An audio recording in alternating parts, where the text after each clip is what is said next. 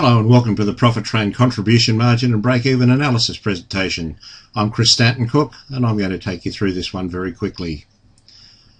Profit Train is all about empowering businesses through people, and we do that by flexibly building their business skills with relevant content and total convenience. You can contact Profit Train by email at admin@profittrain.com.au, or you can give us a call 073299 7812 or look at an associated website, Local Tax Accountants Logan. As with all presentations, we have some legal items that we have to go through. When it comes to break-even analysis, it really is a matter of sitting down with your fully qualified chartered accountant to make sure that you've got the right figures in the right places before you start to apply this information. So please don't just dive in without getting some good professional help. Of course, at Profit Train here, we're there to help you whenever you need it. So contribution margin and break-even analysis, we need to have an understanding of the nature of costs. There is some terminology that you need to know, and we need to have a look at the different ways that you can work out your break-even point. You can do that graphically, mathematically, and of course we can use your gross profit margin to get a pretty good estimate of your break-even sales. And finally, at the end, we'll have a quick look at some applications for these wonderful tools. So terminology, you need to know about fixed costs. And fixed costs are the ones that you have even if your business does nothing. Variable costs you only incur if you are operating. The total costs, the sum of the fixed cost and variable costs. And revenue, well, if you're making sales, you're going to have revenue. Break-even point, as I mentioned before, we can calculate that graphically, mathematically, or we can get a gross profit approximation using a slightly different mathematical method. Little diagram here to show you how it all fits together. At the bottom we've got fixed costs. They're a flat line and they don't change over a given range of output. You then have variable costs.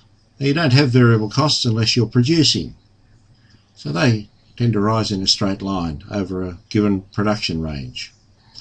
Total costs are the sum of your variable costs plus your fixed costs, and of course revenue is the money that comes in by selling your goods and services.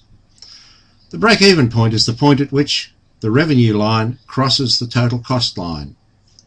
And you can see at the bottom left-hand side of the graph that you're making a loss at the start, and that's the point at which total costs exceed your revenue.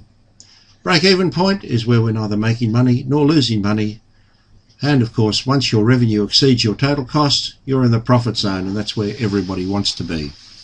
So it's really quite important as a business owner or manager that you understand break-even analysis and you put it to good use in your business.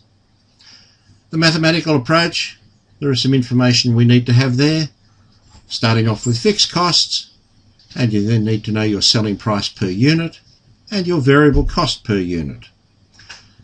We can calculate the contribution margin then, and the contribution margin represents the funds available from each sale initially to pay your overheads and then to increase your profits. So the calculations are quite simple once you have the right figures allocated to the right areas. Your contribution margin is the selling price minus your variable cost. The break-even units equals your fixed costs divided by the contribution margin.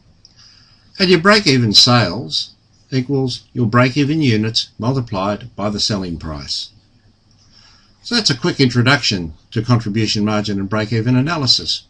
And what can you do with these wonderful tools now that you're aware that they're there? Well, they are very useful for planning and budgeting, very handy to have when you're doing your costing. They enable you to pretty accurately work out safety margins. And a lesser known use is to use them for bonus schemes for your staff.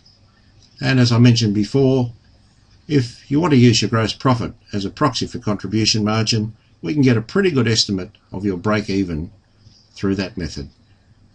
So share your knowledge with others. Thank you for taking time to listen, and feel free to contact us at Profit Train. We'd love to hear from you. Take care, keep safe, healthy and happy. Thanks for taking time to listen.